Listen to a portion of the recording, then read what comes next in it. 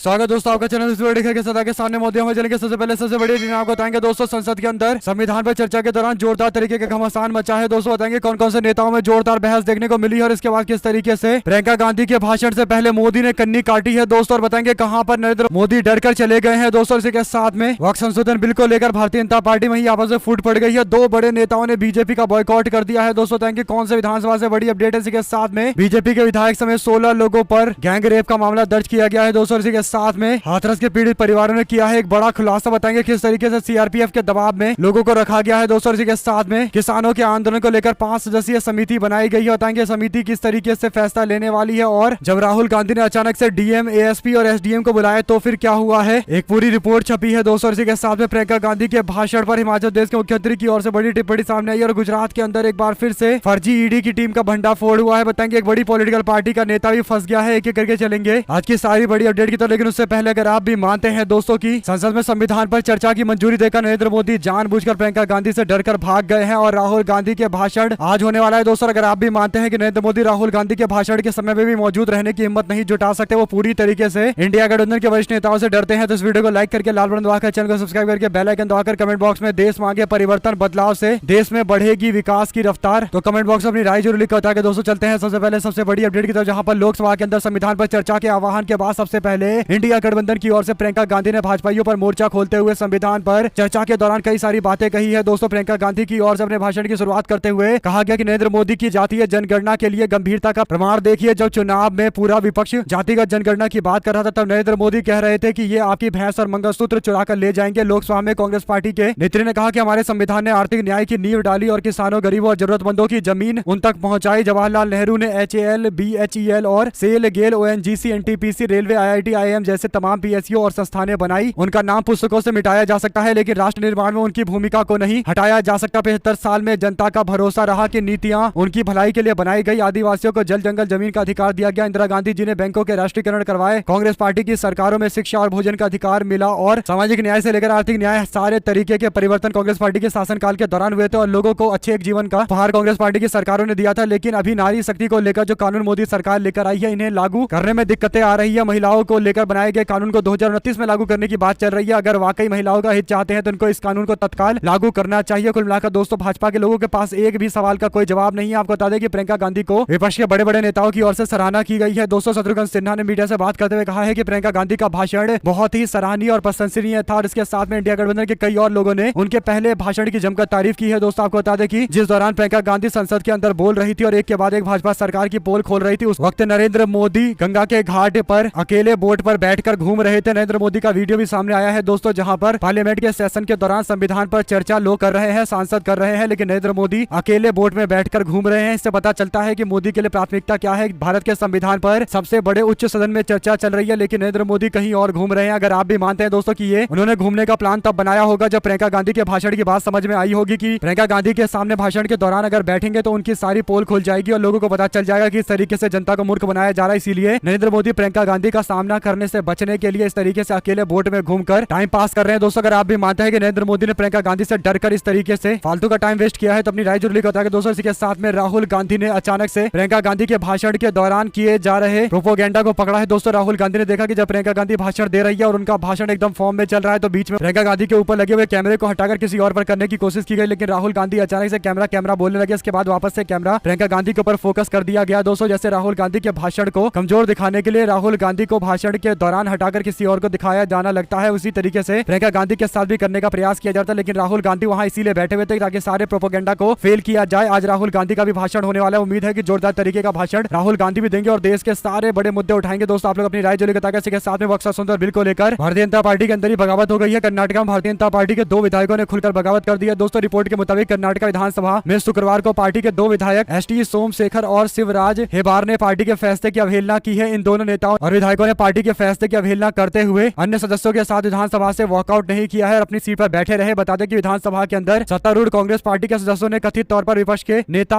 R Ashok को वक्फ मुद्दा उठाने से रोकने की कोशिश की, जिसके बाद भारतीय जनता पार्टी के विधायक ने विधानसभा से वॉकआउट करने का फैसला ले लिया। लेकिन भारतीय जनता पार्टी के 2 विधायक वॉकआउट नहीं करे और वहीं पर बैठे रह गए। इसके बाद माना जा सकता है कि भारतीय जनता पार्टी के इन दोनों विधायकों ने बीजेपी के पार्टी के फैसले का विरोध करते हुए पार्टी के व्हिप का उल्लंघन कर दिया है और भारतीय जनता पार्टी को टाटा अलविदा बाय बाय कहने के संकेत दे दिए। अगर आप भी मानते कि इसी तरीके से अन्य राज्य के अंदर भी वक्त संशोधन विधेयक को लेकर भारतीय जनता पार्टी में काफी फूट और बवाल देखने को मिलेगा। तो इस वीडियो को लाइक करके लाल बटन दबाकर चैनल को सब्सक्राइब करके बेल आइकन दबाकर कमेंट बॉक्स में देश मांगे परिवर्तन लिखकर जरूर बताएगा। इसी के साथ में हाथरस के अंदर राहुल गांधी गए थे न्याय दिलवाने के लिए, तब राहुल गांधी को पता चला कि पीड़ित परिवार के लोगों को सीआरपीएफ की सुरक्षा में खुली जेल में रखा जा रहा है। दोस्तों उनको किसी भी मीडिया वालों से बात करने से रोका गया है और सीआरपीएफ की सुरक्षा दी गई है और सुरक्षा के नाम पर केवल ओपन प्रिजनर बनाया गया है। किसी मीडिया वाले से बात नहीं करने दिया जा रहा है। राहुल गांधी ने कई सारे और भी बड़े खुलासे किए हैं। दोस्तों उत्तर प्रदेश के हाथरस मामले में भारतीय जनता पार्टी बुरी तरीके से बैकफुट है। शायद यही बड़ा कारण है कि पीड़ित परिवार के लोगों को मीडिया से बात भी नहीं करने दिया जा रहा है। साथ साथ किसान नेता राकेश टिकैत शुक्रवार को पंजाब के खनौरी बॉर्डर पर पहुंचे, जहां पर उन्होंने आमरण अनशन पर बैठे किसान नेता जगजीत सिंह से बात की है। भारतीय किसान यूनियन के राष्ट्रीय प्रवक्ता राकेश टिकैत ने कहा है कि हमने 5 सदस्यों की एक समिति बनाई है। ये समिति किसानों के समूहों के साथ संवाद करेगी और आगे की रणनीति को लेकर चर्चा करेगी। उन्होंने कहा है कि पिछले 3 साल से